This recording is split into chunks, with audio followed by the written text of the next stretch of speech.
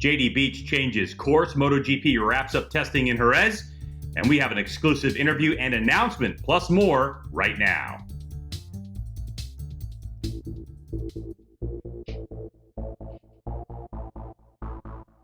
Well, hello everyone, and welcome to the Greg's Garage Pod with co-host Jason Pridmore. My name is Greg White, and Jason is on the line. What's up, JP? How you doing this morning, G-Dub? I'm good. The question is, how are you doing? You got a little bit of a cold there? Oh, man, I just started coming down with something a little bit yesterday, but I knocked it out pretty hard last night. So combination of, I never take anything. So when I do, it usually knocks me out pretty good. It did. Feeling better. I had to drive up to San Jose over the course of the weekend and got home last night and watched my Eagles. Had to watch Philly last night, try to do something. And did they actually win against a completely decimated Washington Redskins team? Apparently all you need to do for my team to win is throw in your third or fourth string quarterback. Yeah. So, they won. Thank you, Greg. And congratulations on your guy going 1,000 yards after 20 years of trying, or 40 years. Tom Brady goes 1,000 yards. 19 years it took Tom Brady. Way to go, Tommy. If you're listening to the podcast, I know he is. Sure. On the motorcycle side of things, though, you said you had to drive up to San Jose. What's that all about? Oh, the bike that I ride at the Phillip Island Classic, Ralph Hudson, who's he's such an interesting guy. Anyways, Ralph Hudson, I went down to his place and I picked the bike up on Sunday, and there were some things that still needed to get done to it. And by the time you crate it and everything, threw it in the back of my van, drove it up to San Jose. Just got a hotel room there Sunday night, then dropped it off yesterday, so I could get back at a reasonable hour. This week's a really busy week for me, so I'm headed to Chuckwalla tomorrow, and so I've got a busy week ahead of me. So yesterday was really the only day I could do it. So the Phillip. What's going on this weekend at Chucky? This weekend at Chuckwalla, if you're in the Southern Cal area and if you're signed up for the weekend with SoCal Track Days, it's going to be a who's who out there. I'm hearing Tony Elias, Josh Herron. I know Josh Hayes is going to be there. I just saw a thing on Garrett Gerloff's thing saying he's going to be there. So if you're a track day rider on Saturday, Sunday, keep those arms and elbows in, because there's going to be some fast guys out there, It's going to be fun for people. On Friday, I'm doing Femwalla again. It's an event that Chuckwalla's had for a number of years. It's a charity event where it's going to be all ladies, and I'm going to be out there doing two-up rides. I don't get to do very many of those as much as I used to when I was doing my schools anymore, but I've always supported the cause. And this year they have so many great companies and people and that have jumped on board and have donated gifts and things to the cause. So Femwalla Friday, SoCal Track Days at Chuckwalla on Saturday and Sunday. It's probably going to look like a MotoAmerica test. And then on Monday, it's a members day out there. So Chuckwalla has a membership program that they have, and it's a motorcycle Monday only. And I'm pretty excited about that day. It's fun for me. I'm a member out there, so I get to go ride with a bunch of my friends, and I got a couple people that could show up there that could make it pretty fun. So we'll probably talk about that a little bit more next week. Well, I have to iron my suit, because I haven't worn my suit since the MotoAmerica banquet. Mm-hmm. And then I ripped it off and stuffed it in my bag, and I have to dust that off because this Friday night I'm headed to Columbus, Ohio for the 2018 AMA Motorcycle Hall of Fame induction ceremony, which is going to include National Enduro champ Terry Cunningham, stunt rider Gary Davis, flat track and road race tuner Skip Egan, and then world champ Nicky Hayden. And Clifford Keener also is getting inducted as flat track racer, and Mary McGee, who's a pioneering motorcyclist. So I'm going to go up there and watch the induction of Nicky Hayden into the Motorcycle Hall of Fame. And, just for everyone listening, Motorcycle Hall of Fame, which is in Pinkerton, right there at AMA headquarters, awesome place to go visit. It's also like charitable donations, it's all run on donations. So if you're feeling in the mood this holiday season, make sure you head on over to the Motorcycle Hall of Fame and donate some money there. But so I'm kind of looking forward to that. Hopefully I'll be able to, hold back the tears. But, you and I both were around for a lot of Nicky's career, so I think it'll be cool. I think it's great that you're going up there. I wish I'd have kind of known about it a little bit more. And, I heard you say Keener. It must be Corky Keener. I remember him when I was really young, flat tracker. I remember him from when I was a kid. But yeah, to see Nick going into the Hall of Fame is a special thing. I'm stoked that you're going up there to represent us a little bit up there at that thing. Have you walked around the museum and stuff before? Oh yeah. With the Greg's Garage, the video stuff that I did a few years ago, I did several features from the Motorcycle Hall of Fame, and it's so cool. It's awesome. Have you been? I have not. It's like I've just not been there. I'd love to go do it and check it out and see what it's all about. And and if you've been there before, they have rotating exhibits like most museums, so there's new stuff to see there all the time. But I think also what I'm going to do, Jay, is Saturday, since I'm going to drive from where I live to Columbus, is I actually just might keep going a little bit west and south and head on over to Kentucky to Owensboro on Saturday to check out Nick's statue, because I haven't been to Owensboro since they popped that statue up in downtown. So I might do that as well. Yeah, that's cool. No, it's still good. I mean, it's crazy that as time passes, Nicky still stays close to so many of us, and he's always talked about, and you still see photos of him everywhere, and just the person he was. And it's nice to see that he's going to get represented again at the Hall of Fame. It's great. Yep. So that's my weekend, but you ready to get into it? Let's hear it. We got some announcements, huh? Yeah, we do. We're up this week. It's good. It is, and listeners, look, we're really excited to bring you an exclusive here on Greg's Garage Pod with co-host Jason Pridmore. As we publish this podcast, a press release is going out about our first topic, but I don't want to tell you about it. I'll let world star PJ Jacobsen tell you himself. Yeah, I will be riding for HSBK and Celtic Racing on an R6 in MotoAmerica Supersport. So obviously I had a chance to talk to him, Jason. So PJ Jacobsen back in the United States in MotoAmerica. What do you think, man? Well, it's a great step for him. I think as a motorcycle racer, Greg, you always want to go somewhere where you feel like you have the chance to win. And there's probably going to be a lot said during your conversation with PJ. PJ's been struggling a little bit over there the last 2 or 3 years. He's been that American that has tried to make it over in Europe. Tremendous talent, great rider. A lot of hype around PJ from when he was younger. Came up through the 125 ranks. I know that Barry Gilsonen from Celtic, good friend of mine and ours actually. He's been a pivotal part of PJ's career. He's gone over there. He's tried. He just has never been able to get that real breakthrough. He's won a World Supersport race, as we know. He's been in BSB. But then he's really, the last couple of years, have just been on second-rate stuff. I mean, the MV Agusta wasn't so good in Super Sport. And this year he was on a team that I don't even think is going to be around next year, which we see a lot of. So come home, find it. He's over here now in America. He's going to be on a solid R6 with Barry and the HSBK team. And I think it's going to do a lot for his motivation. It's going to give him a chance to feel like he can go out and win. I think that's what we all want. Don't you agree? Oh, yeah, 100%. And I think that, at his age, at 25 years old, I think kind of hitting the reset button after bouncing around Europe a little bit and getting on that equipment, or, that MV Agusta looked like a great World Supersport program. Initially, it's a factory bike and blah, blah, blah. But obviously they just couldn't keep that bike running, and it just didn't do PJ's career any good. When he did have a bike, though, he could still run up front. So I think, people may question, PJ as a rider, but I think you have nothing to worry about. I think Suzuka, the Suzuka 8-hour result for him, putting it on the podium, being last minute, into the factory team, really proved that. Now, the thing is with PJ, though, is that he has raced a variety of motorcycles in his career. And I don't recall him ever being on a Yamaha R6. So I asked him about it. Yeah, it's going to be my first time.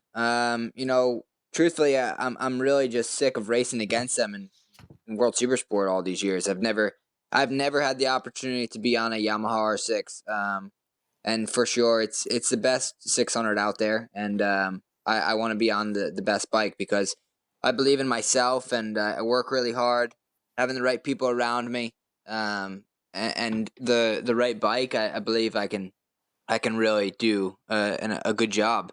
And I'm just sick of racing against them. I wanna race with them now and be challenging, and have no excuses. I know you have a comment about that one. Yeah. Well, there are a lot of excuses that people make, and PJ is not one of them. Even this year, he was still trying to get the best out of something that he knew wasn't the best. And I spent a lot of time with him when I went to Le Mans sorry, not Le Mans, but Magny-Cours for the World Superbike final.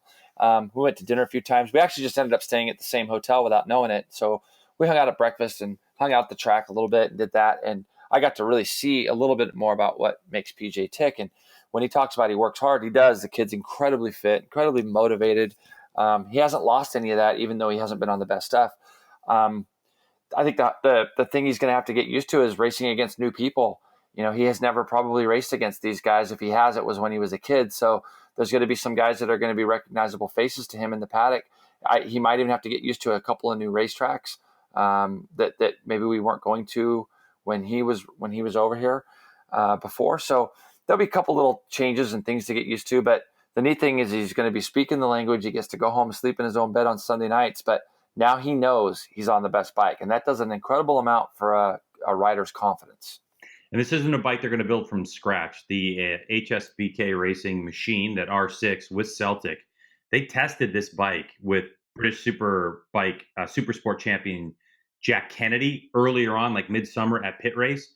And what Barry Gilsonan told me, who's obviously the owner of Celtic Racing, was that the times that Jack Kennedy was doing on this bike that PJ will be racing next year would have put him up front in the MotoAmerica race. So I think that no matter what, that gives PJ confidence going in, knowing that he's on a piece of equipment that can compete straight away. Now it's, getting used to whatever, the whole program, and getting used to racing guys, like you're saying, back in the States, Well, having Barry next to him, he knows that the deal he's getting into, Barry will be guiding that ship a little bit as well. And there's a relationship already between Barry and HSSBK team. So there's not going to be a lot of having to get used to certain people. When you have somebody by your side like Barry, who PJ's known for forever, that's going to give him some confidence. The bike that they tested, Jack Kennedy came over. He was leading the championship over in World British Super Sport this year.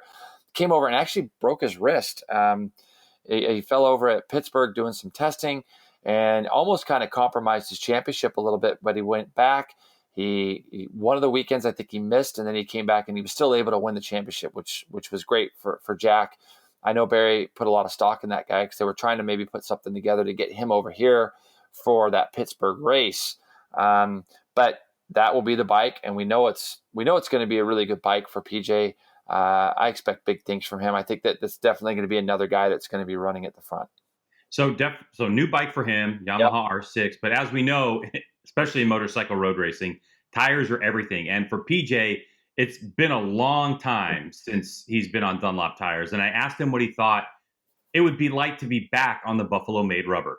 Yeah, it's been a while, so I really don't know. I've just been on Pirellis for the past like 7 years in British Superbike or World Superbike. So they're moving around a lot, and watching riders with Dunlops and stuff that just it's a bit different. So yeah, we'll have to do a lot of testing and I have to get a good feeling for the Dunlop tires, and we'll have to go from there. So Jason, you've done a season on Pirellis when you did World Superbike a few years ago, so you understand the difference of those two tires. I've ridden, Pirellis and Dunlops as well. So from your perspective, what is PJ up against? Hey, thanks, Greg. You said a few years ago. It's 10 years ago. Is that crazy how long that's been? But there's no possible way. There's no way it's been 10 years ago. I am not that old. 10 years, G-Dub. Tires are tires. I never really looked at tires as I've got to get used to this or I got to get used to that. I think when you really step up to MotoGP level, those tires are quite a bit different. The Pirellis do move around. You heard PJ say that they move around a little bit more in certain regards. That the Dunlop stuff now that we're all capable of running on is so good. It's got so much grip. Only reason I know that is that I've ridden on the 180 super soft and soft tires that Dunlop produces. I've ridden on those quite a bit, and the amount of grip they have is incredible. So that might take him a little bit to get used to, but let me tell you, the first time he cracks the throttle open at whatever he feels is a little bit too much lean angle and feels grip, it won't take him that long to get used to that. He'll love the feeling of that, right? So And, when you get to the level that he's at, it's about adapting. I mean, you can look at, for argument's sake, just to bring it up, you can look at Batista going this last week, Greg. Didn't he ride the World Superbike at the beginning of the week, and then he rode the MotoGP bike at the end of the week, and he went fast on both? Yeah, he did. Experience is a big thing, and PJ's got a ton of that. So for him to just come in, I really do believe the tires are the least of his worries. I really don't know what his biggest worries are, but I don't think the tires are going to be that hard for him to step up to. The only thing that I see is that over the years, when we have had people that are comfortable on Pirellis come ride Dunlops, is that they'll lose the front a couple of times just because the Pirelli, it's squishier, it collapses more. You know what I mean? Like, It's not that it's a better tire, it just acts differently, and so it gives you a different feel. It was kind of like actually going from the Bridgestone GP tire to the Pirelli tire. It's the same type of a step, meaning that when Nicky Hayden went to test the Ducati World Superbike bike, first day he crashed on the front, and it was because the Bridgestone had so much grip on the front. I mean, you're talking about a 4-inch front wheel on that old Bridgestone GP tire and a contact patch that was as big as a rear Dunlop slick is now. Yeah. And so you get a different feel. So it might take some getting used to. It might, it might lose a handlebar or a foot peg, maybe even a set of bodywork, but it won't take him any time, I think, to get used to it. Now, if you haven't been keeping up with PJ's career, in this little next clip, he'll explain what he's been up to since he left the United States. Yeah, I've been in Supersport. I first went over and had a British Superbike opportunity. So I was in PSB for 2 years. I won some races, got a lot of podiums, and then I moved to World Supersport in 2014 after 2 years in PSB. And then, I did pretty good my first year in World Supersport. Then the second year, I was runner-up and almost won the World Championship in 2015. And then after that, it was a bit difficult, but I stayed over there and really wanted to win the World Supersport World Championship. But, just couldn't quite do it. And then after that, I had an opportunity to move to Superbike, which was this year. And that didn't go too good at all due to other reasons. But, I spent most of my time now racing in Europe. So it's been really cool, traveling the whole world and getting an opportunity to race in the World Superbike Championship. So, I'm really grateful for that and very happy with how things have gone, But coming back to the States, I've always wanted to race there, and I left pretty early. So I'm looking forward to coming back and trying hard in the States. Politically correct statement, you think, Jay? A lot, because I know the team he rode for this year was crap. I really do. And I think that when you're over there, and it's so hard for me to say, from my personal experience, but literally from when I wanted to go over to Europe, I was willing to do anything to get there. That's why I chose the World Endurance path, because there, for a litany of reasons, there was no way for me to get into. I had one chance at World Supersport that I turned down because I went to Yosh instead. When I went to World Superbike, it was a lot like the team that he had this year, where every weekend you're going there and you're trying to stay positive. Like, something's going to change, something's going to get better, something's going to happen where you're going to get to show the potential that you have. And for the last 2 or 3 years, when he says he finishes second in the World Championship, you would think then, wow, I'm one step away from that championship. The next year is going to be better. Well, it didn't get better. The rides that he was on weren't better. And you can only be as good as the team, and you can only be as good as the machinery. And I think that's a little bit of what PJ had to deal with over there. But Greg, you just never want to give up. You want to keep trying. And the one thing that's shocking to me about this whole interview is he's only 25 years old. I know. Think about how much he's seen. He's only 25 years old. So he still has a career ahead of him. He still literally could get back over there, especially if he could do the things that he wants to do and if he's motivated for that. But he's only 25 and he's in such good state with Honda. That's really what earned him the ride this year. That Honda team was put together for him through Honda, which was great on their part, but it just wasn't a very good situation. And that's why it was such a struggle. Yeah, but he's so talented. we're so happy to have him back in the States with MotoAmerica, and I think it's a little bit of a shot on the arm as well, and maybe just the first step.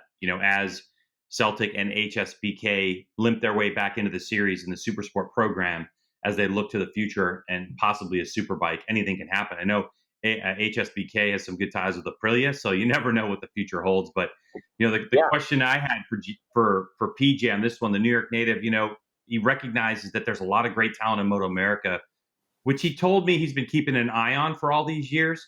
But when the conversation turned to the old "where do you see yourself in 5 years" question, PJ had this to say. I mean, after such a difficult season this past season, it's like anything. You made it to World Superbike, but it's, I don't want to be riding around in the back. It's just not what I'm into. I want to be winning races, and wherever I need to go to win and be on the best, with the best team and best competitive bike, that's where I want to be. I don't know where I see myself at 30 years old. I mean, I still got another 5 years till I get there. Hopefully it doesn't go that quick. But yeah, I think, my main thing of coming back to the States is I really want to win, You might have an opportunity to go back to Europe in the future, but it's like anything over there at this moment. There's a lot of politics and a lot of stuff that just aren't working out. But hey, if you can make a great career in the States, I mean, look at Cameron. He's done a great job for himself, and he's an awesome rider, and he's done a lot for himself. So, I mean, there's very good possibilities in the States to make a career. So we'll just have to see. But my main focus this year is I just want to go out there and I want to win, and I just want to win. That's it. There's a lot of I want to wins in there. And listening to what he's saying, I think you get to a stage right now specifically. There's a handful of guys, back in the day, there was 15 or 20 really like almost quality viable seats, from factory seats to semi-factory seats, or support teams, as you and I call them. There was places where you could make a living, and you heard him say he wants to be able to make a living. I think that when you're beginning and you're struggling and you have talent, that you're willing to do absolutely anything to get anywhere. A Brandon Posh comes to mind on that. Brandon right now, if you look at the kid, he's just full of positives. He's every week he's on Instagram. He's trying to do everything he can. But there's going to come a point where Brandon's going to go, okay, wait a minute. I got to make a living. How am I going to make a living? Because you do get to that stage. And I think that PJ's a little bit in that boat now, just by judging by that answer, Greg, that the question that you gave him. He wants to make a living now. He wants to race motorcycles. He doesn't want to go do anything else. So he's going to try to figure out the best place for him to do that. And you brought up something really interesting here in the last segment about the ties that the team have already that he's riding for this year with Superbike. This could be a great thing where if he could go out there and do really well that first year, that could graduate them to Superbike, couldn't it? And PJ would be right at the forefront of that. So he would still be able to look at 5 years down the road, maybe as MotoAmerica gets stronger. We have a Superbike team in the paddock next year, the year to come. So he's looking at it now as a career, and that's what you have to do instead of grinding like he was over in Europe. And he got paid okay this last year, but he wants to win. And like you said, there's a lot of want to wins in there. And now I think he can do both of those things, make a living and hopefully try to win some races. Yeah, plus I think you get the feeling that people want him here in the States. When he shows up to the racetrack, PJ is going to be a star again. And I think that that's got to kind of play into just the enjoyability of coming to work. It's like, oh, I had a really, good day. And it's when you're buried in the back, like you are in World Superbike with the team that he was on, or not finishing races like on the MV Augusta bike that he was on in World Supersport. I mean, I've never been in the situation, but Jay, obviously I would have to think that, when people aren't out there talking your name in an industry that is like, that's what it takes. Like, hey, they're talking about you because you're getting race results, or they're talking about you because you're a good guy. PJ left at 19 years old, 18, 19 years old. I think this is a good opportunity for him to build a name back up in the United States, build a fan base here, to come to a series that's like, yeah, we're pumped to have PJ Jacobsen in this paddock. And I think it's going to be good for him in the long run. I mean, I don't think there's any doubt about it in my mind anyway. No, and I think that the thing that you say, Greg, that he's going to be a star, you got to remember, you hit the nail on the head right now.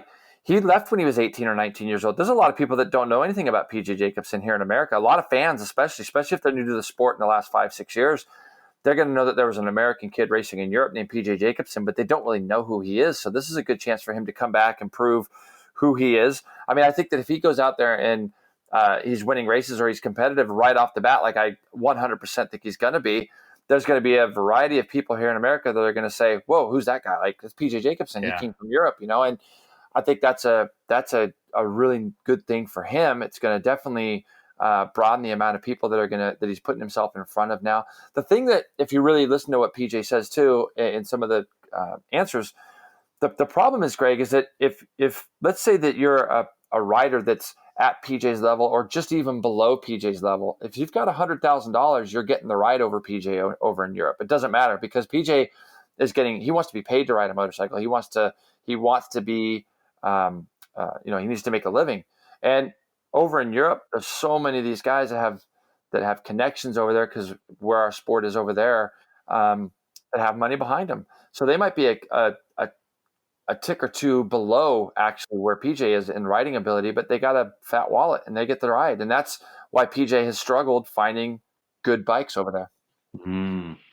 So yeah, the reason I brought that up, Jay, is because if I ask you this, who's the least known American MotoGP world champion? Kenny Roberts Jr. probably. Exactly. Exactly. And Kenny and I have had a conversation about this before. Kenny spent his entire childhood basically, growing up over in Europe. I mean, he did spend time in Modesto. He played football and that type of stuff. But in terms of U.S. fans, they barely knew who he was. So, where you have, say, Nicky Hayden, who has this incredible personality. I hate to keep bringing up Nick, but, he had a good foundation here. He won super sport races, championships here, Superbike title. Then he goes off to Europe. So you just had a wave of people that continued to follow his progress and to continue to like him. And I think that PJ is going to start to experience what some of that is and kind of rebuilding the PJ Jacobsen brand, which is part of what you need to do. It's part of what keeps Josh Herrin attractive to a lot of people as well, is the brand that, say, Josh Herrin and MotoAmerica has been able to build, Yeah, So, no question. but yeah, so look, with some very fast competition, right, in MotoAmerica's Super Sport class for 2019, PJ said that Bobby from HSBK and Barry from Celtic are working on a test schedule to begin just after the first of the year. So that led me to ask PJ about his competition. Does he pay attention to them or concentrate on his own program? Yeah, I'm pretty much 100% focused on myself and the whole program.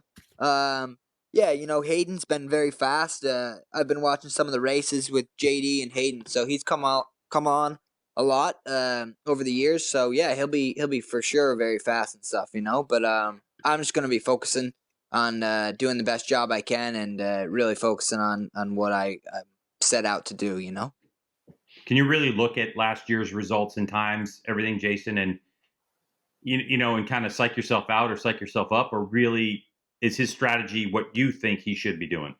No, I think that what he's doing there, what he's saying there, look, you're always aware of your competition. You're always aware of the guys that you have to go compete against and beat.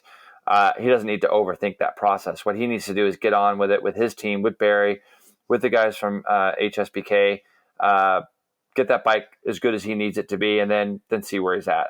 He's going to be up front. We know that. I think that when he says he's watched the races, that's basically answering your question that you gave to him, Greg, of, are you paying attention? Yep, he's paying attention. He's seen it. He's watched them. He knows who they are. And Hayden Gillum, for the last 3 or 4 years, I've been saying how good that guy is. And then when you see what happens, you put him on with a great team and you get good results. So that's who PJ is going to be going up against next year. That's the guy who's going to be at the forefront, the kind of the guy to beat. And then you could throw a litany of all of our other MotoAmerica Super Sport riders in there, from Escalante to Bryce Prince to all those guys. So they're all going to be coming back hungrier, more prepared, better hopefully than they were in 2018. So PJ's paying attention, but if he gets on with his program, Greg, he'll be just fine. He won't have to. The only time he'll have to worry about them is when the green flag drops. Last question about PJ, Jason, I think is for you. Do you think that in this press release, Barry Gilson is quoted as saying that we've put together a strong team to go after the Supersport Championship in 2019. He's got a lot of experience, but it has been 6 years since he's raced in the States. I'm sure there's maybe half the tracks, a little bit more that he has experience on 6 years ago. Do you think saying, welcome back, PJ Jacobsen, and him saying, thanks, we're going after this championship is too big of a bite to take? Or do you think that it's a good goal just to say I'm going for this championship right out of the box? No. With the experience that they're bringing in as from the rider's perspective, really now it puts more pressure on the team to make sure that they give him a bite that is going to be the best that it can possibly be. And I know Barry wouldn't be getting involved in this unless they were doing just that. So I really believe with the Yamaha R6 being the platform that is super sport right now all over the world, I think that they've given him the best platform to start with. And it just depends now, make sure they have the right people around PJ to make him comfortable. There's the championship's the only thing that they can be hoping for at this point. They want to come back, and it's good for our series. It's tremendous for our series to have a new team coming back or getting into the paddock with a guy of PJ's caliber coming in. I think that everybody that races against PJ will be happy to see him here. And when we really sit and think about it, Greg, what tracks do you think he hasn't seen? Because I'm sitting here racking my brain right now of ones that he hasn't seen, and I can't think of any because I know he's pit race for sure, right? But I know he's probably been to the shorter version of that back in the day. But yeah, he probably hasn't been to the big version exactly. That was the only one I could think of though, because I think he's been everywhere else. I think he has been. When he was racing Superstock 600 here, I remember him being at places obviously like Barber and things like that. I obviously 600s don't go to COTA, so that's nothing. I know he's been to VIR and Road America. I know he's been to all of them. So really, when you think about it, it's just maybe pit race is the only one I can think of that he hasn't been to. But they'll go there during a track day or they'll do something. It's a complicated racetrack, but not crazy to learn. And what do I always say, Greg, about home track advantages? That it doesn't exist. Doesn't exist. These guys are at such a level, it doesn't matter. Like when I hear team owners or team managers talking about, well, he hasn't seen the tracks, it doesn't matter. It's a piece of pavement. Go ask Ben Spies back in 2009 how important it was that he hadn't seen the racetrack. Okay, he would go out in his first session at tracks he'd never ever seen before and set the fastest lap of the session. Anthony Gobert came over from Australia, went to tracks he'd never seen. Sometimes maybe not the most clear-headed when he got on the bike as well, and go out and put the fastest time in. So it doesn't matter. When you're at the level that PJ's at, you just like, where's the end of pit lane? What's the lap record? Let's go do this. I'm 95% in agreement with you. The only thing that I will say is I do think that the first time that MotoGP came back to Laguna Seca. Yep. Huge. Like Laguna's Laguna's had a couple little things, right? Just a couple little things. And Nick used his experience, and even Valentino, I think, commented like, "Yeah, he just has something special at this track that we don't have." Beyond that, I mean, you're right. A corner is a corner. A racetrack's a racetrack. You're 100% right. Like Laguna, I remember when the World Supersport guys came to Laguna the first time, and in 2 days there was like 32 crashes. Like Laguna just threw something at them that they hadn't really seen. But you know, when you look at it right now. PJ coming back, there's no track like that I think is going to – I think Pittsburgh is a very unique place. It's a very unique racetrack. But it won't be one that – it's very much like a BSB track. You know, that's what somebody said to me last year when we were at Pittsburgh. They're like, it looks a lot like a BSB track. And I thought, wow. Can't remember who said that to me, but I agreed with him. And PJ's been to all the BSB tracks. So I'm excited. I think it's great that he's here. Hey, you out there listening to this podcast, watch what I'm getting ready to do right here. So, Jason, a little bit of trivia then. Who was our first American to stand on a World Supersport podium, and at what track was that? You know what?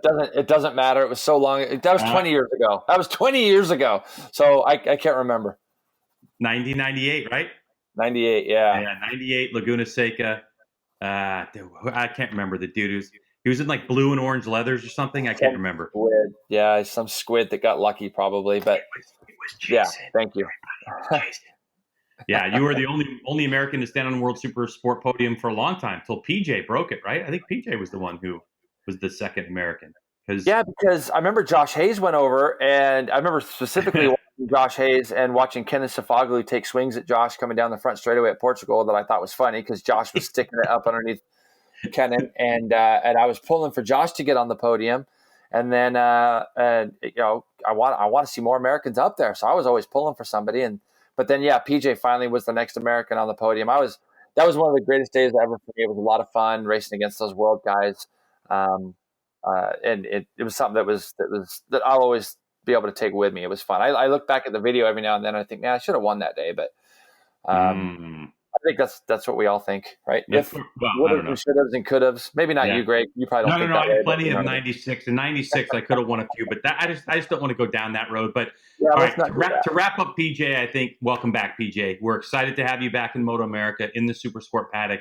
It's definitely going to be a bright light in this paddock. And once again, as we've been talking about on the podcast, Jason, it's still early here. All right, the race season hasn't started yet. There's still so many things to be developed, and I think the positive news just keeps coming out of the MotoAmerica paddock that shows that all those people that were poo-pooing the series a couple of weeks ago for the exit of Broster Chicken Honda saying that we're done, I don't think it's really shaping up that way. No, look, the thing is, Greg, is that we are a little bit early, and this is a new team. This is a new team coming to the paddock, and we've got to stay positive the best that we can. And I'm not trying to put my rose-colored glasses on and say that the world is cheery and everything's great in our series. Like, we need to continue to build and continue to work and continue to try to build a brand and build value into our series. And I think the fact that we got somebody like JD coming back, PJ coming back, I think is a great thing with a new team. You know, maybe that team goes to 2 riders in 2019 or 2020 maybe. It's good that we have that. And there are other teams right now, Greg, that I know that are out there working on their 2019 programs to make their team bigger or better, more efficient, effective with the people and the personnel that they have. And so, for sure, let's stay positive with it. So moving forward with all that, Greg, I think one of the neat stories for me this week, and it was one that you and I have known about for a week or two, while we're still waiting to hear exactly what's going on with that Yost sheet, JD Beach has been signed with Richard Stamboli at Attack Racing. And for me, that is a tremendous move. I don't think it's a lot of effort to say that JD's a valuable asset out there to Superbike and being on a Superbike. And now he's on a team that I know can win. I know JD can win on a Superbike. When you read that, I know the other day you were on your motorcycle. I saw your tweet saying things that you miss when you're on your motorcycle. I know it wasn't a big shock to us, but what were your initial thoughts when you read that? Well, I'm excited. I'm excited for JD Beach. I'm excited for MotoAmerica. I'm excited that Richard Stamboli and Attack gets to come back and race another season because that's where his passion is. And I'm really excited to have Estenson Racing, from flat track into road racing. And it was kind of a thing that team owner Tim Estenson just decided, in the press release that came out, like, hey, I want JD on a Superbike. I don't want JD on a 600. I want him on a Superbike, and I want him racing both MotoAmerica and the American Flat Track Series. So I'm excited to have him in the paddock. I hope he comes to all the races that he can to get to meet and talk with him. I've heard amazing things about him as a human being. So I think across the board, when you fatten up the Superbike class like this and you say, hey, wait a second, now we have another Josh Herrin type rider coming in with the exit of the talent of Roger Hayden. Yes, he didn't have the greatest of year last year, but there's no denying his talent. That I think your eyes have got to turn to this paddock and say, hey, what's really going on here? And I think that Richard Stamboli and Tim Estenson understand that JD needs time on this motorcycle. He needs to get used to it, get used to riding a Superbike again. We say again because he used to ride it, and a Superbike. And I think that they're going to spend the money in winter testing and get him plenty of laps on this motorcycle so he's prepared as he can be by the time Road Atlanta rolls around for the beginning of the season.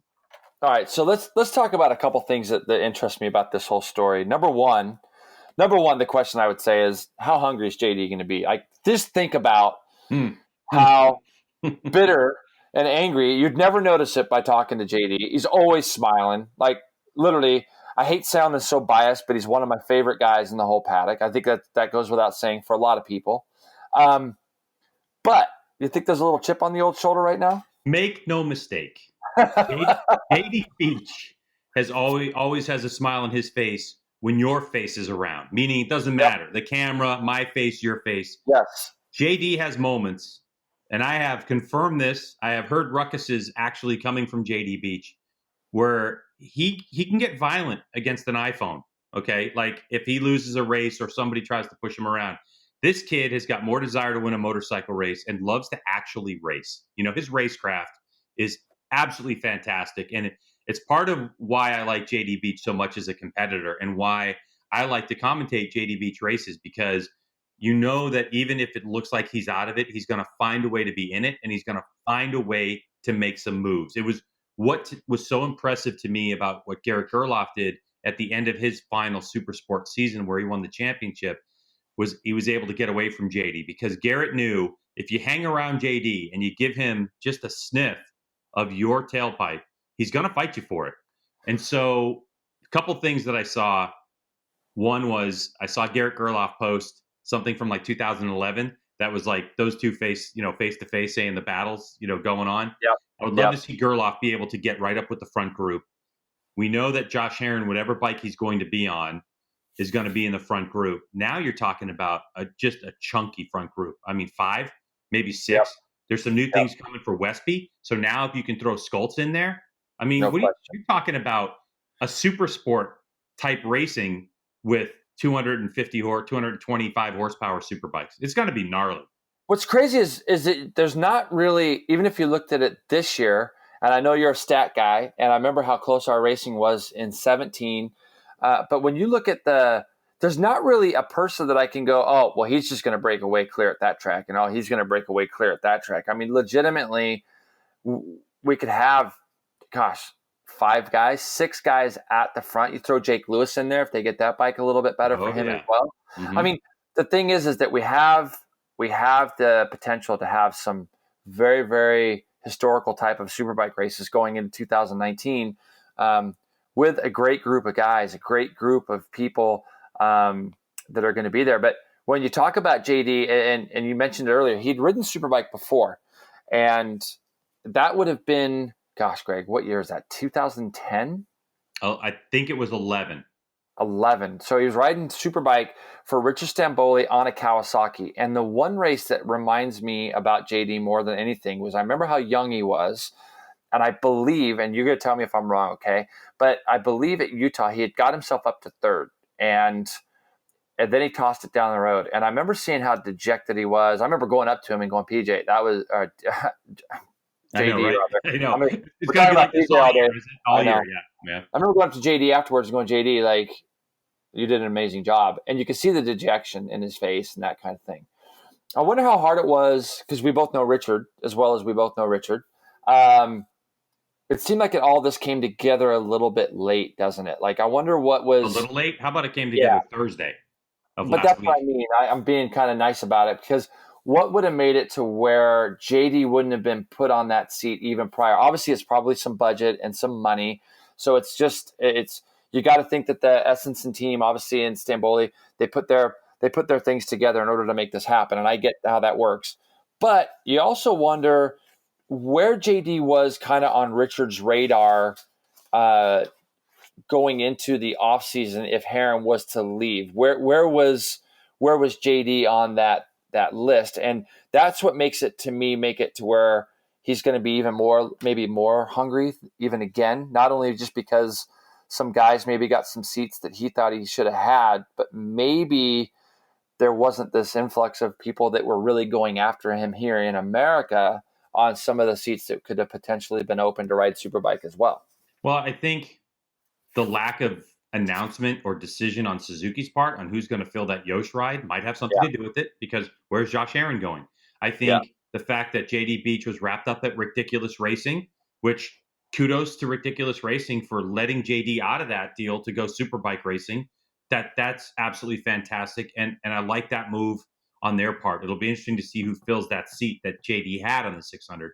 I think also, if I go back in time, as memory serves it, JD was on a team with Eric Bostrom. JD was on a 600 attack, Kawasaki 600.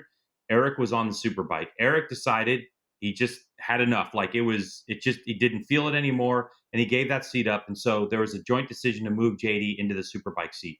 So he was young, and he got into that, that motorcycle. And I remember the poor kid being spun out. Okay. There were so many people trying to tell him how to ride a superbike and so many different opinions on how to ride a superbike. And the reality is that if you have someone with superbike experience, they can only tell you, how they did it. And I think that kind of put a taste in Richard's mouth about JD, but I don't necessarily think it prevented him. I think if I had to say, Richard would have rather had a rider, say 5 weeks ago, who's already capable of winning superbike races because he's been on a superbike. So maybe like a Matthew Skultz, definitely wanted Heron because he won on his bike, the Marco Melandri types. I think that was Richard's focus. And I think when all those opportunities started to go away, Richard probably had to hit the reset button on his expectations. Yes. That would be my guess, knowing Richard, you know what I mean? But you know him better than I do, so I could be talking out of my ass on this one, but I really think that that's kind of where we are with JD Beach. And I think that once they get testing, that Richard's going to be like reinvigorated with JD. And I think you're going to see Richard, who loves coming to the racetrack, loves the competition. You know what I mean? I think he's going to be reinvigorated with everything. And you're going to see a really, really focused and smiling Richard Stamboli this year. No question. But don't you think, listen to this. And I know you're going to answer this question probably correct. Who's got more race wins in MotoAmerica than JD Beach? No one. JD's in MotoAmerica since it started, right? I believe JD's the all-time race winner, is he not? So, yeah. And so when you look at it, he was on a superbike in, let's say, 11, okay? Yeah. It's taken him 7 years to get a superbike ride. And, he was kind of in the Yamaha pool there for a while. And there were guys getting the ride on the superbike that maybe there was no room for him and this and that. And I know that he came through it kind of a bad time. A lot of these guys have just in our sport. Well, any sport, right? The economy crash and 9, 10. Yeah. So he just kind of came through at a bad time. But there have been guys that have been ahead of JD.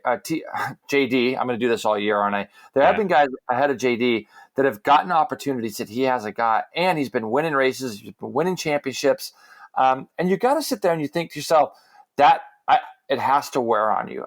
There's some guys that I can mention that even I felt like that long time ago, that I was winning super sport races back when there was a lot of factory and semi-factory guys. And there were guys that I was beating that were getting jobs over me. And it used to just piss me off. And I think that JD, even though, I think sitting around the dinner table, he would probably sit there and question how this guy got a job over him or that guy got a job over him.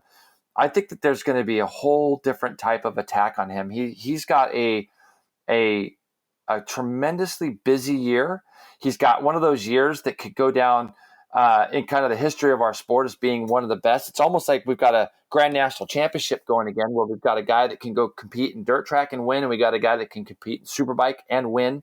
So I think it's going to be a really interesting season for him, and I'm excited for JD and the prospects of what he's got going on with Richard. So, final note on JD Beach and attack, Jason.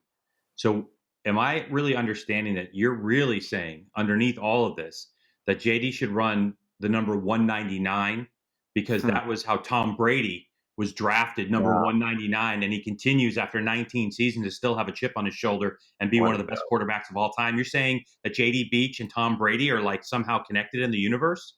Hey, Michael Jordan didn't make it to his high school team either the first year out. So That's true. That's true. So you can look at it any way you want. I'm going to put you on the spot, though. Okay. Does JD Beach win his first year out? Oh, man, this field is so stacked with people. You got... Do the right thing, Greg. He's going to win. He'll win a race. He'll win a race his first year.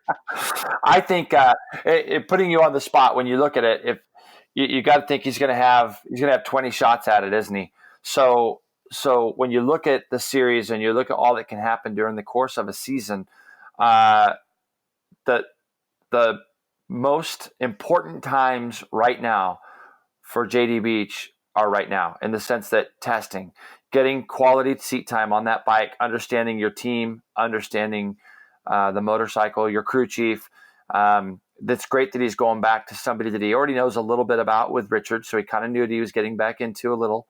He's got to have the confidence in knowing that Stamboli's still putting winning motorcycles under guys like he did, obviously, with Heron. I got to think that with JD's work ethic and his will to win, the chips on his shoulder and all that stuff, I would probably be betting that JD wins a race this year myself. I'm looking forward to it. And with Roger Hayden being gone, retired, and all that ruckus, JD can hold on to the 95 in Superbike if he wants it. Oh. Yeah. Interesting. Yeah, nobody really cares. All right. We've talked about Supersport. We've talked about Superbike. But I want to transition on, Jason, to a little press release that came out back November 27th with MotoAmerica as it relates to the Twins Cup class and the Stock 1000. So basically what's happened is that MotoAmerica is putting more stock into these two classes, which I think is great. And they're adding more races for Twins Cup and for Stock 1000 on the calendar. So just to give you an idea, Twins Cup and Stock, they'll take to the grid 11 times. And I think it was 9 or 8 times during this 2018 season. So there's going to be a couple rounds that'll be double headers for each of those classes, not at the same time. So basically, Twins Cup will race twice at the opening round at Road Atlanta and also at Pit Race, where Stock 1000 will race twice at Road America and then at Barber Motorsports Park. So, Jason, we know what these classes were like in the first year. How do you see Twins Cup and Stock 1000 kind of shaping up with more races now on the calendar for them for 2019 and beyond? Couple of things to look at. The reason why you and I didn't talk about Stock 1000 or the Twins class a tremendous amount this year is because we didn't announce them. When I say that we weren't interested, that's not the case. A lot of times, when the Twins were out or the Stock 1000s were out, specifically you're getting information on the three classes that we had to commentate on. And I was usually debriefing with some of the people that I get the pleasure of working with during the course of a weekend. That said, the talk on the 1000 guys and the Twins guys is that they were kind of a push aside classes, the kind of fill in classes. And I think that what MotoAmerica is doing by adding a couple double headers is trying to show them that, no, we want to see these two classes grow as well. And from what I am understanding, they are definitely doing that. I'm definitely getting a lot more calls from people about the Stock 1000 class and the viability of being able to go out and run. And I think that there's some pretty heavy contingency awards for those classes, or for the Stock 1000 specifically, with Kawasaki and BMW, Yamaha, and all them. So there's a chance for some of these riders to be able to put a little money in their pockets to do the Stock 1000. Now, the Twins class, if we watched it this year, and with all due respect to the class itself, there was definitely more of a club race feel about the Twins class, and we had the average age was probably a little bit higher in that class than any of the other ones. But if you and I would always watch the races, even though we weren't announcing them, we would watch them. And there was some really good racing in those classes, in that class this year as well. And I think that people are looking at the Twins class this year as maybe a little bit more of a feeder. So we might see some younger talent coming through that class. And I hope we can still get some of these guys that were running in it last year to be able to come and get involved and stay involved in the class and run against some of the younger guys that might be some of the up and coming kids. Yeah, see, that's similar to what I'm hearing as well about Twins Cup, is that the step from, say, a Liqui Junior Cup bike to a 600, that might be too big of a step for some people. Or because if you think about it, you can be 14 years old to ride Liqui Junior Cup, right? So if you're successful right out of the box and you age out, or you championship out, I should say, not age out, but if you championship out, race one out, whatever, and you're forced into the next class, I think Twins Cup, with the rules, the way they have the rules, is a next logical step. Don't you think that would be a good place maybe to put some younger talent that needs to develop, maybe get a season or something of MotoAmerica tracks in the paddock, keep their name fresh, and develop into the 600 class? Because if you look at it, are you going to be comfortable at 16 years old going to race against PJ Jacobsen, Hayden Gillum, All the guys, the Bryce Princes of the world, all the guys that we talked about before. Are you going to give them a fair shake? Because we saw some of the guys from Junior Cup whatever it was, the KTM RC Cup go straight into it this year and not really have great results. And let's talk about that. When you look at the Brandon Poshes, the Benjamin Smiths, you look at some of these kids Anthony that have Mazziato, but see, Greg, it's 16 years old. There was a time when you were 16, 17, and you were going and racing against Miguel Duhamel and Mike Smith and Nicky, Randy and Nicky and all of them. You're going back and you're racing against all of them. I don't know what has changed. And I'll tell you what I think has changed. I think resources have changed. I think that we live in a different time now. Again, back then when you were able to come through the ranks as a younger rider, you saw people riding superbikes at very young ages back in the day. And I think Tommy Hayden, right? Factory Cowie at 18, I think. That's what I mean. But I think if you take a Brandon or a Benjamin or even an Alex Dumas from this year, and you plug them into a system that is an incredible system on a great bike, it gives them a chance to grow. Back then we used to have the annual Laguna Seca winter test, and then there'd be the Daytona winter test, and you're testing. You could be on a bike a lot, and nowadays we don't have as many teams for these kids to go to, do we? Like we literally don't have enough teams to go to. And the other thing is money. These kids that are doing the lightweight class, the Liqui Cup class, a lot of them are on a shoestring budget as it is. And for the parents to be able to jump up because of the way that racing is now compared to where it was 12, 15, 18 years ago, there's not as much money. So you could go buy yourself a 600 and try to compete the best you can. But it really comes down to how much track availability that you're going to be able to get as far as quality track time during the winter when other teams are going to be going testing. Like we know there's some team tests going on today in the next 2 days. I just think we live in a different time. I think that the Twins Cup class now could be that feeder class for the young guys. And I'm talking if you're 20, 21, 22, and you're winning the Liqui Junior Cup class, there's a good chance that you've already been on a 600 or another bike at that age, right? Yeah. Where when you take guys like you can even look at Alex right now. Alex is just 16, hasn't really ridden a 600 much at all. I rode one with him a month ago for 2 days at a track day that on a stock motorbike. Racing's expensive, and I think that this Twins Cup class might be another opportunity to still stay within the ranks of MotoAmerica. But then on the side, if you can go do some club racing on a 600 and kind of try to get yourself together and get yourself ready, that way you'll be ready to go. Like if Alex jumps up to 600s full time in 2020, he's going to be a very young 17 years old. He's not going to be like end of the, just getting ready to turn 18. He's going to be just a kid who just turned 17 going into 600s. I think that that's not a bad move to do a Twins class for the year for some of our younger guys that might be thinking about moving out of the Liqui Cup. Yeah, it's very interesting. And the way that racing always works is that people will take a look at what's available to them. It doesn't matter if it's machinery, if it's rules, if it's tires, in racing, there's always some type of ingenuity going on, right? So maybe some people are looking across and saying, okay, we have the Twins Cup class. Maybe this is going to be a good transition in terms of cost. And as MotoAmerica continues to build its reputation, as we eagerly await what the TV package is going to be for 2019, which hopefully will give MotoAmerica a boost in the arm and start to get some more money flowing in, that, it looks like a good, viable option for some younger talent or, maybe some people that have raced in 600 that are mid-pack that maybe want to go, reduce the cost of their program and try to race up front to get used to it. I mean, there's so many ways you could use the Twins Cup class.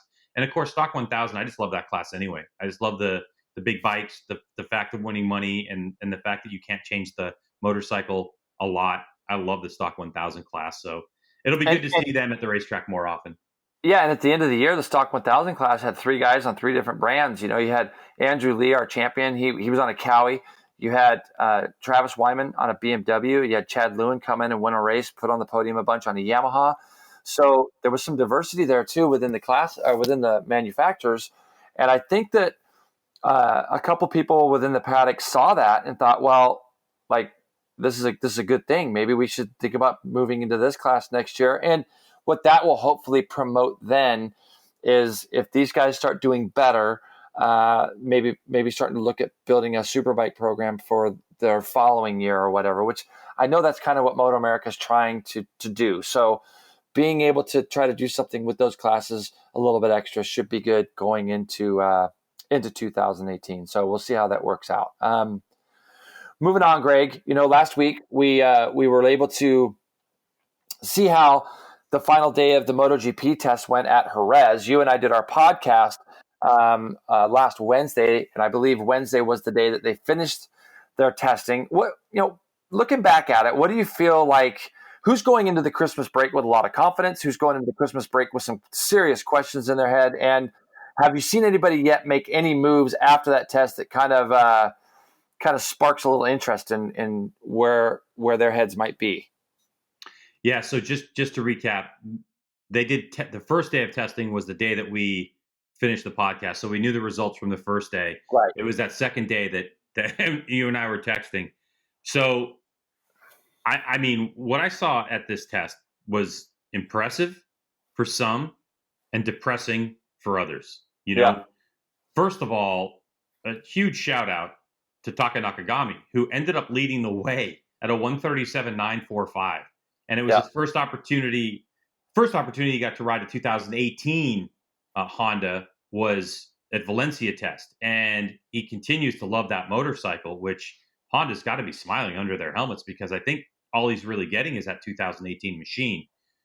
Another impressive ride from Danilo Petrucci, who with 2 days combined was the front runner for Ducati at 37.9. He was second. Marc Marquez, I think, seemed to be languishing around the first day, but stepped it up and finished second on the second day, third overall. A big surprise, though, had to be Maverick Vinales versus Valentino Rossi. Maverick was fourth. Valentino finished 11th overall. Jorge Lorenzo on the Repsol Honda finished fifth. And then your boy Morbidelli on the Petronas Yamaha SRT bike finished in sixth spot. Dovizioso was seventh. Miller, eighth. Pecco Bagnaia in ninth spot over Rins. Then, of course, Rossi. Quartararo was in 12th. Bautista, testing. You have Rabat in 14th. Again, continues with that deal. So I think the surprise for me has to be the first KTM, Pol Espargaro, 17th spot and 1.1 seconds off the pace. Ahead of Johan Zarco was Carol Abraham, and Zarco in 19th spot. So what I'm seeing here is, hey, look, Jason, it's Honda and Ducati up front. Yamaha is split with Maverick Vinales and Valentino Rossi on their comments of how that bike's developing, specifically the motor. Aprilia had a tough go because of some sicknesses from their riders. But KTM, man, where are you, KTM? That's really the question. Well, I think first off, Honda engineers have to be beyond happy to have three of their bikes in the top five at the test. I think that Lorenzo has showed really good speed. He looks incredible on the bike. And we've seen it with him before where he went fast on the Ducati at some early tests and then just couldn't really find his way in the Grand Prix. I don't think that we're going to see that. I don't believe we're going to see that this year with Lorenzo. I think he's going to be a front runner from the beginning. And, when you look at Nakagami, that just literally came out of nowhere. I don't think that there's a bookmaker in the world that would have put Nakagami leading that test, okay? No way. There's just zero chance. I think you talk about the differences between Vinales and Rossi, and they're a little bit split on bike setup. How about the fact that Franco Morbidelli went quicker than Rossi on his first time on the Yamaha? Obviously, he was at Valencia, but he's just getting up to speed on that motorcycle. And the fact that he did as well as he did right off the bat raises a couple questions for me, where if these younger guys are kind of getting on this Yamaha, Greg, where is that going to put Rossi in the development of things of what he may or may not be looking for out of a motorcycle? That's what I look at because, we talk about it all the time that great athletes, no matter who they are, they get past their prime and they stick around. And I would never say that specifically about Rossi. I mean, the guy ended up, third in the championship this year. So He's not sticking around by any stretch. But was that based more off of consistency? Was that based more off of, obviously he didn't get a race win this year.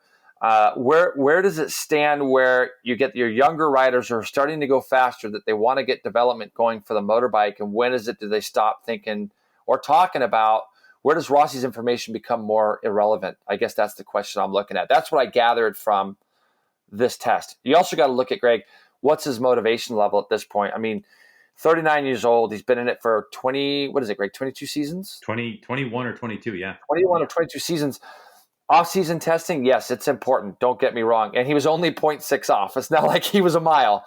But Morbidelli was really good to me. And I think the other guy that just comes to, like, on a positive, Bagnaia, our Moto2 world champion, incredible job. I mean, really, to only be 0.3 off fastest.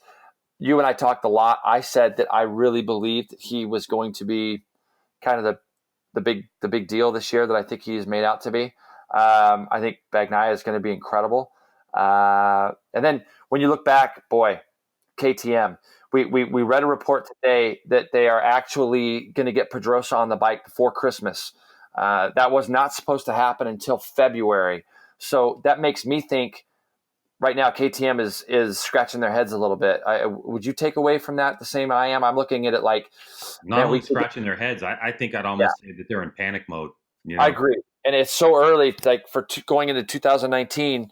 And I just keep going back to that third lap that I saw Zarco lose the front on that bike. He didn't crash, but boy, that sure does cement something in your mind. You've just come off of 3 days on the Yamaha, your final MotoGP race. There's a lot of hype behind you. You're the first guy out on the track. You're the first guy that's going to go test the conditions. You lose the front, you pull right in, and then from that point on, you crash 3 times or twice. No, 3 times during the test. Didn't he crash 3 times, or was it just twice at Valencia? Zarco? Zarco, yeah, I can't remember. Might have been just 2. I think it was anyway. 2. And that first one that you saw, he for his credit, he was on a rain tire, you know what I mean? But still. But what it does, Greg, is it definitely, the first thing you think about as a rider is like, I don't think the Yamaha would have done that. I've been on the Yamaha for 2 years. It's one of those things that it just puts that little negative feel in your system of, is that going to happen again, or when's it going to happen? And then you go crash two times the next day on the front end. And then you got to think that that's the thing that right now, because you've heard them talk about the KTM being fast. They say it's fast bike. It's got horsepower. It's got grunt. I mean, even when you watch that thing at the last round of the year when Espargaro put it on the podium, it didn't look like he was giving that much out of that last corner down the front straightaway at Valencia. Yeah, definitely not. So it's got to be probably something front end related where they've got to get that bike chassis wise, geometry wise, more comfortable. I mean, you can even look at Quartararo when we go back to the Morbidelli story about how comfortable he was literally right behind Rossi. I think he was only 0.1 or 0.2 behind Rossi was Quartararo, and on the Yamaha. So Zarco sees that. Zarco sees Morbidelli where he's at. He sees Quartararo, who's due to the class, up ahead of him. And I think that you're right. I think there's a little bit of panic mode. That's why they want to get Pedrosa on the bike sooner. Yeah, I don't think Zarco's one to sit back and just say, everything's fine or we'll get it. I think Zarco's, pretty outspoken and is trying to send them in a direction. And I'm sure that Pol Espargaro is doing the same thing as well. So interesting times for MotoGP. And, you'd have to think Ducati really didn't do much in terms of engine development there. They already have a great motor. They already kind of have it in a direction. So you think the Italians are taking December off. In terms of the engine department, I think they're pretty good, but the rest of the teams still have some things to decide, especially Yamaha. The Maverick Vinales saying, I think this bike can win. Valentino Rossi saying, on the best day, this bike is in 4th place. And it all stems from that power plant and what direction they're going to go with that. Valentino saying, we need more horsepower. We need more deliverable power to the rear wheel. So it'll be interesting to see what happens in Japan with Yamaha over this break until they get to the Sepang test. And where most teams are going to funnel down saying they've already chosen a direction they're going to go. Now they're going to refine the engine at Sepang. It might be Yamaha either saying, sorry, Valentino, we don't have the resources or we don't have the time or we're not going to take your feedback. And you're going to have to deal with this engine that we've picked for Vinales or Vinales has said. And that's the direction you're going to go in. Or they're going to have to show up to Sepang with a whole new engine. And they're kind of 2 tests or 4 days behind everyone else, which is a tremendous amount of time in MotoGP. Yeah, and I think the Sepang test is really going to be the teller, because by then these guys are going to have a 2-month break right now, which is probably well needed. Some of them are banged up. We read that Marquez did have successful shoulder surgery. That's what makes his time in Jerez even more impressive. I mean, he still stays motivated. The guy's won 5 world championships the last 6 years. He's still pushing. He's still motivated. He's out there running around with a bump shoulder, and he's still obviously right on pace, trying to get that technical information that's going to make a difference for the following season. The Sepang test is going to be important for Yamaha, because we saw what Rossi did there this year, leading the race up to 4 laps to the end.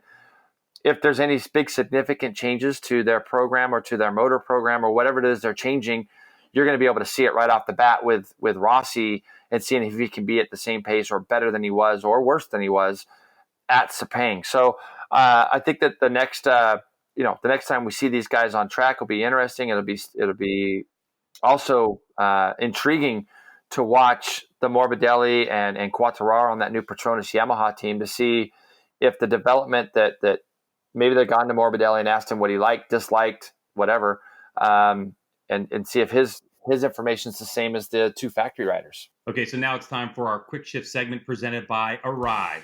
And Jason, even though ARAI helmets meets all safety standards, they don't just build a helmet for safety alone. Comfort is huge, and a better fitting helmet is not only more comfortable, but protects you better. With multiple available interior shapes and an extensive range of interior liners and removable cheek pads, your ARAI helmet can be customized to deliver the perfect fit for you. Visit ARAIAmericas.com for more information on tech, fit, and paint jobs. I, of course, am a big fan of the Nicky Hayden line of helmets, ARAIAmericas.com. All right, Jason, with that, of course, we're just going to rattle through this thing and give you about 60 seconds or so to talk about some topics. I am going to present to you the first topic on Quick Shift presented by ARAI, and that is KTM offering RC16s on a special price. They're offering 2 of these MotoGP bikes up for sale for €250,000, which is somewhere in the neighborhood of $280,000 US. What do you think about 2 MotoGP bikes going up for sale? I think that there's a couple of guys that host a podcast that somebody should go buy these bikes for, so we can go tell everybody exactly what they're like. No, I think it's cool to see these bikes kind of get filtered out to the public. I know Ducati's done that in the past, and there's a couple friends of mine that I know have a couple MotoGP bikes. I think that it's going to be one of those deals that it's a showpiece for sure. It'll be interesting to see what kind of guidelines KTM gives to the people that buy those bikes, because there's always some little strings attached and things, Greg, to those. So, I think it's kind of a neat thing. There's going to be some collector out there that would think that it's cool to have a couple KTMs in his collection. I wonder if anyone's going to come to the States. There's only 2, so anyone in the world could grab it. I hope at least one shows up in the States and we get to see it. Hey, George Barber, are you listening? Go grab that thing. No kidding, right? That could definitely be something that could be, George Barber would be the guy. Greg, this week, 5-time and current, and just one, actually, his 5th one, Lewis Hamilton, Formula One driver, got the chance to go to Jerez and ride with Alex Lowe's and Michael Vandermark of the PADA Yamaha team. How good is that for our sport? I think it's great. And all the things that I saw on social media were that Hamilton actually rode pretty quickly, and I thought he did a good job. So he listened to what the advice that they gave him and stuff. And I think it's a PR stunt. I've been involved in some of those over the years, but I think Hamilton has always had his eye on GP. He's always, gone to a GP race when he could. And so I think it's really good for the sport, and it gives that bit of cross promotion. So good for World Superbike and Lewis Hamilton for going out there and riding. He was on I think a pretty stock R1, but looked like he had a lot of fun. He was at Chuckwalla last year. He rode with Cal Crutchlow. I think Josh Hayes. They did the laps with him last year at Chuckwalla. So he's obviously got the motorcycle bug pretty bad, and really cool to see mainstream like that. I'm sure that there was some people within his team that were holding their breath as he was doing that, but I love the fact that Lewis Hamilton's on a bike. I can't believe he's able to ride a motorcycle. Some of those contracts are super snug. All right, next topic. Rumor has it that Yosh and Suzuki will announce who has the vacant factory Superbike ride for 2019, possibly by Friday. Do you think that we're going to see any surprises, Jason? Are we really still talking about this? Yeah, I can't. It's kind of boring to me now, to be honest with you. It's maybe they're bringing Matt Mladen back. Do you think they're going to bring Matt back, or maybe Yates? Maybe they're going to bring Yates or Mladen back. That's going to be the rumor that you and I are going to start right now. Matt Mladen comes back and rides for Yoshimura Suzuki next year. So I don't think they make leathers big enough. I'm just saying because not because Matt's fat, he's not, but I've seen photos, like the dude's all jacked, like he's hitting the gym from what I understand. Yeah, I don't even know if he can reach the bars, the beefcake. You know what I mean? Like, oh yeah, I drink protein shakes. You know, the good thing is that we kind of have an idea, and especially with JD taking the seated attack, we kind of know where that's going now. But this is probably the longest, most drawn out announcement I've ever heard, and there's got to be a great reason for it. I don't know what that is. Maybe you do, but the fact is that hopefully it gets announced soon, and then we don't have to talk about it as much as we could talk more about the person that's going to be on the seat rather than the person who's rumored to take it. It's going to be nice to just stop talking about who's going to get it. Absolutely. Let's just get this thing done and dusted, get the Superbike grid firmed up so we can welcome some new people in, hopefully before the season starts. All right, Greg. Westby. We don't get to talk about these guys. We mentioned Matthew Schultz at the beginning of the show, who I think is going to be another one of those guys that's going to be right up there. Word on the street is they got some new electronics for his R1 Superbike. What do you know about that?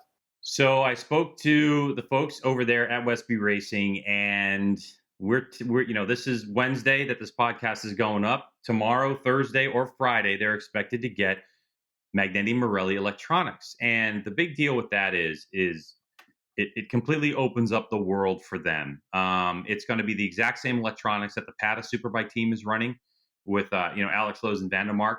And it gives the electronics they've been running, which is a very capable system from Yamaha, but it just gives them more possibilities and gives them more fine tuning. So you're talking about the same rider on the same team, but inside that team structure, they're starting to build, that Superbike more to a factory spec machine. And, I think it's a great thing. They're going to get to test it a lot. And I know you're going to love this, Jason, but I was even invited in February to come test that bike, both bikes with the old electronics and new electronics. So, I'm working. I'm working in that direction. Hold on. Yeah. Wait a minute. Yeah. So obviously you've called every leather manufacturer around, right? No, I have leathers that fit right now. Okay. Come on, stop. No, not the zip together ones that you ride on the street with. Not those. No, one piece. It's a one piece. Where'd you get that? It's Alpine Stars. I think it's like a 66 or maybe a 672 or maybe an 84. We need to up our game on the podcast so that we can get photos and really talk about the photos, so we can show them. Are you gonna? You got lap record pace coming? You think? I don't know, man. I was hoping I'd be able to fly out to California to do Chuck Waller with you and get on a bike and at least knock the rust off. I mean, it's been a little while since I've been on a motorcycle on a racetrack. Yeah. For those that don't know, Greg used to race, right? I mean, we're just going to bring that up again real quick, but he actually is a better racer after he quit racing. He's a better rider after he quit racing than he was when he raced. It's really you really did things back to front. It's kind of like eating the dessert before the dinner, which I'm sure you've done that too a few times, but it's kind of like that, right? Yeah, but it's just 100% ego. That's all. When I was racing, I just had too much ego, and then when I stopped racing, I started listening to coaching and applying coaching, and I was better. Which isn't saying I was good. I was better. No, you were. You actually got, after you stopped racing, you actually really became a good rider and a good communicator. So look, I'm gonna get fit. Okay, I'm not saying I'm gonna have abs by February to test the Westby bike, but I'm certainly gonna not go in there and be out of shape. I want to go do some laps if I get the opportunity to, and really give it a good test. And I'll bring the recorder with me, and we'll do something with a podcast with it. I guess. I mean, who knows? No, we could do the podcast from the seat, maybe. Maybe you could be on the seat. But I think it's great, Greg, and it's credit to you that these guys still look at you as somebody in our industry that they'd allow to ride their bike. It's really cool. Obviously, Chuck and that whole team are great guys. What a cool opportunity if you get to do that. So, and I'm on the East Coast, and the test is on the East Coast, so it's a drive opportunity for me. But yeah, I mean, listen, you've given me an opportunity before I got to test Jordan Superbikes. I've gotten to test Yosh Superbikes. I mean, and I don't crash. So that's what happens when you go at my pace. You just don't crash. Well, that's the kiss of death. Congratulations on that. Oh, no, that's not the kiss of death. I'm knocking on wood. If the top of your head was right here, I'd knock on that too. All right. But listen, that's going to do it for us. That's our quick shift segment presented by ARAI. And of course, that last topic was a lot longer than 60 seconds. But I'd like to thank, of course, PJ for the interview, Barry from Celtic for giving us the opportunity to do it exclusively. as we post this podcast, they're going to be sending out that release, like I said. So any final thoughts is we might have a special guest next week, which that's our tease. We might have a special guest next week that you people will just love. It's not Valentino, so calm down. Yeah, no, but it should be it. Like I said, I got a great fun weekend ahead of me. A lot of things that we could talk about. Probably get to talk to some of the guys that we spoke about today. Maybe we'll even hear the announcement on Friday of the Yosh seat. I might get to talk to whoever that might be. Wink, wink. And so, no, thanks again to everybody for all the great text messages and notes and emails that I get and Greg gets. We're enjoying doing this. So hopefully it's helping you guys get through your days a little easier. Yep. And we're going to just try to keep this thing going on Wednesdays. We might have to miss one or two, but intention is to not miss one or two, but we're going to try to keep it going as long as we possibly can, definitely deep into the season. And we're even talking about possibly doing some live podcasting from MotoAmerica events if Jason and I are lucky enough to be there for 2019. So make sure you tell everyone, share this podcast if you like it. It's available on iTunes, on Google Play, on Spotify, and of course on Podbean, where you can always look up Greg's Garage Pod on all those and get all the podcasts that we do. Thanks, Jason. And we will see you, listen to you, hear you. We'll talk to you. That's it. We'll talk to you next time right here on the Greg's Garage Pod with co-host Jason Pridmore.